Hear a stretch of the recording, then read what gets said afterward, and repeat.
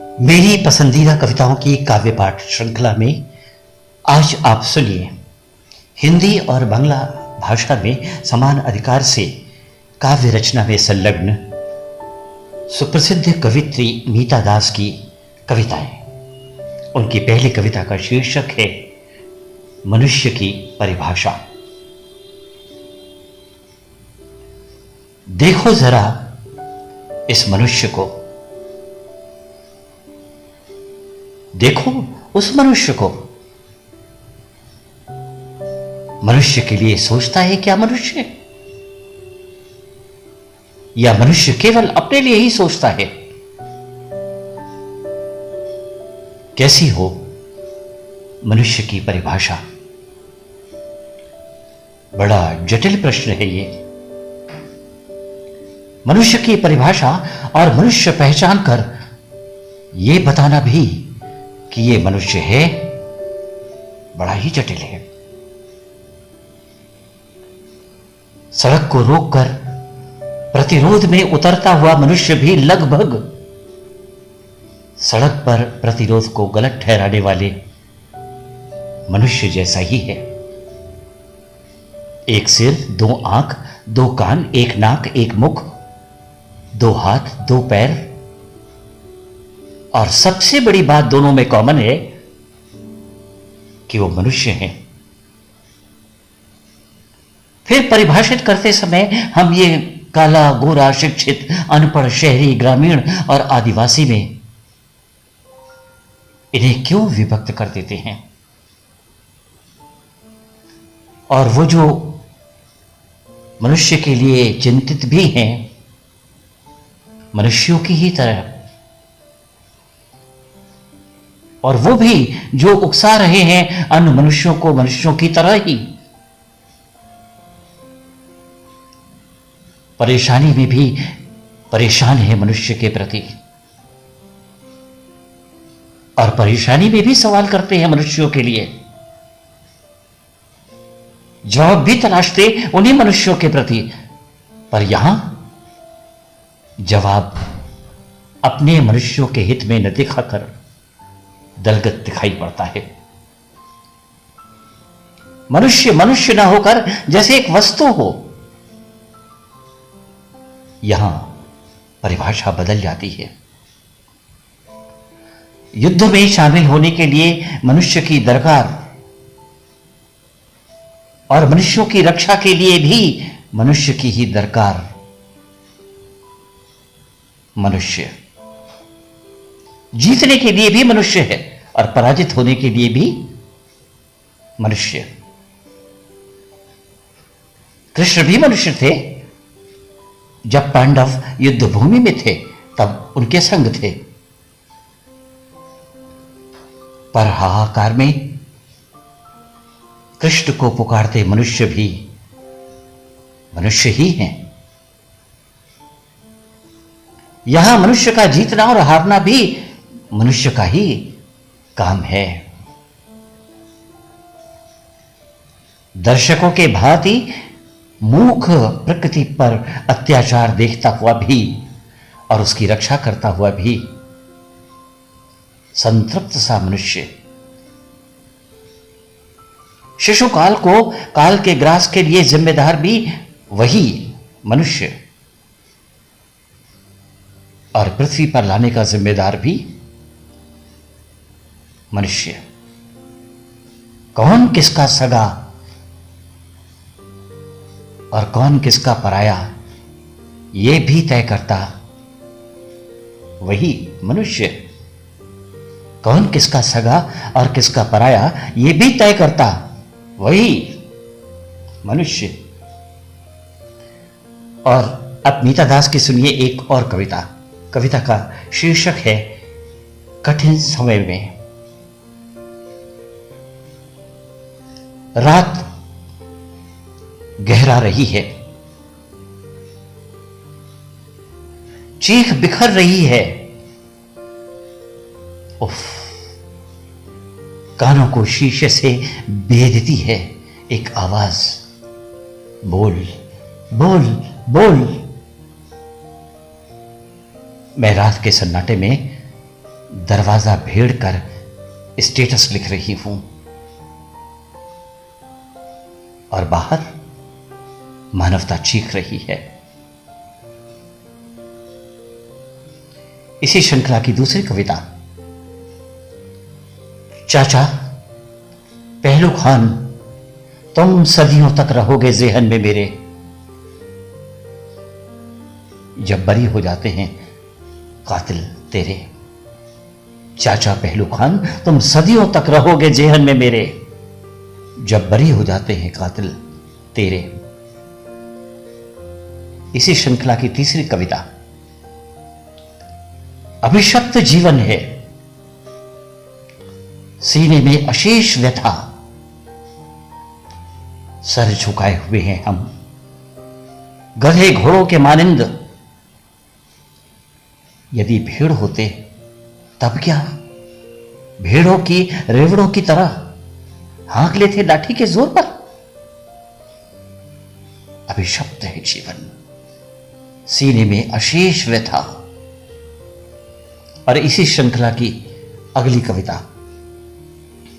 इस कठिन समय में क्षण प्रतिक्षण झुलस रही है मिट्टी, कोठी का धान तिजोरी का धन, वसीयत के पन्ने धरने भी बदल रहे हैं। बंद कमरे की बैठकों में मुट्ठियां भी भिजी हुई और उठी हुई हैं, पर उनमें जमाने भर की उज्जवल भविष्य कैद नहीं है। हैं सिर्फ और सिर्फ खोखले मखौल उड़ाते जुमले। अब मिट्टी का रंग बदल गया है और संग मनुष्यता का उज्जवल रूप भी एक टूटे हुए एक तारे की तान है देश का भविष्य। एक टूटे हुए एक तारे की तान है देश का भविष्य।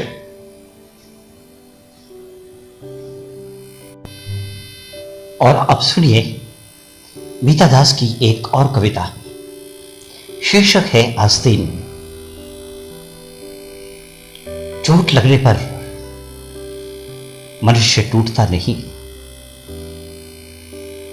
थेथर जरूर हो जाता है। चोट लगने पर मनुष्य टूटता नहीं, थेथर जरूर हो जाता है। घाव गंभीर रूप धारण कर ले, पीप गंधाने लगे, मर्ज गहराने लगे, सांत्वना हृदय में खंजर सी घुपे, स्वार्थ के मुस्कान पीड़ित करें, चाकू की नोक पर हो जीवन लीला, नाचता फिर भी मदारी के इशारे पर बंदरिया, नाचती फिर भी मदारी के इशारे पर बंदरिया। और जायज प्रश्न होते रहे खारिज। इशारे की उंगलियां दिखनी जरूरी नहीं, एहसास ही काफी है। चोट और घाव के रिश्ते में बुनियादी फर्क नजर आना मुश्किल ही नहीं, नाकाफी होता है। ये चोट करने वाले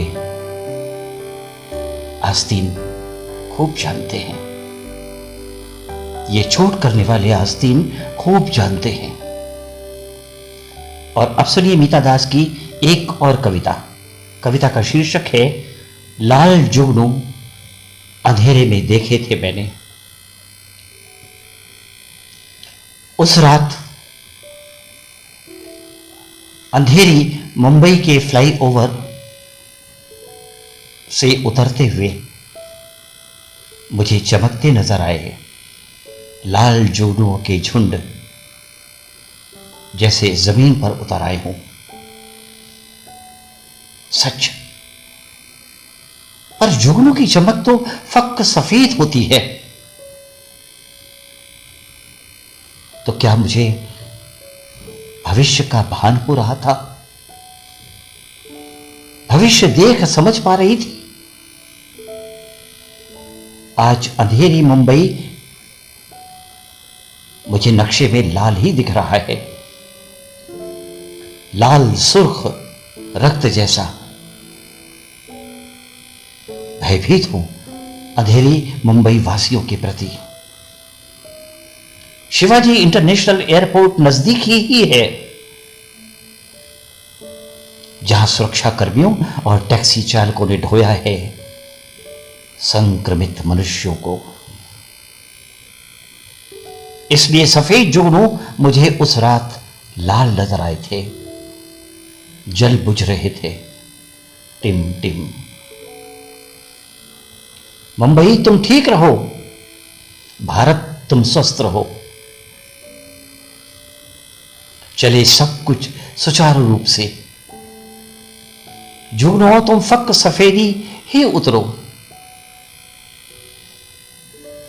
जुगनुओं तुम फक सफेद ही उतरो। सपने में सबके इस महातांडव करते संक्रमण से मेरा गरीब देश उबर जाए, उबर जाए। मुंबई तुम ठीक रहो, भारत तुम स्वस्थ रहो, चले सब कुछ सुचारू रूप से। जुगनुओं तुम फक सफेद ही उतरो, सपने में सबके इस महातांडव करते संक्रमण से मेरा देश, मेरा गरीब देश उबर जाए, उबर जाए। और अब मीता दास की सुनिए एक और कविता। कविता का शीर्षक है एक डरपोक शाही की कीले। कीले ही कीले, ये शस्त्र नहीं सुरक्षा कवच है। पंक्चर सुधारने वाले अक्सर ये काम करते हैं। अपनी आय दुगनी करने के लिए दोनों वक्त सड़क पर बीच में बिछा देते हैं छोटी छोटी कीलें। शाही नामक जीव भी अपनी सुरक्षा के लिए अपने शरीर को अपने कीलों से ढक लेता है। ताकतवर लगता है पर होता बहुत बहुत डरपोक। ये किसानों को डराने नहीं, ये खुद को बचाने के लिए रोप रहा है कीले ही कीले।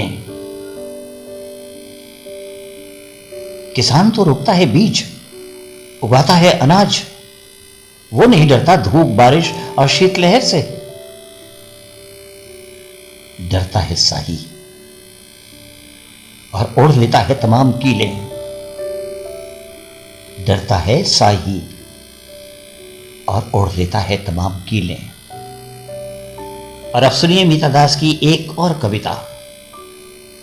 कविता का शीर्षक है काली चाय खौल रही है। आज पूरब के गांव में मुर्गों ने नहीं दी बांग। दूध के बगैर काली चाय खौल रही है केतली में। रहमान को आवाज देते लब आज चंचल को देते हैं हिदायत। आज 2 कप ही लाना 3 नहीं। रहमान अखबार लेने नहीं आ पाएगा।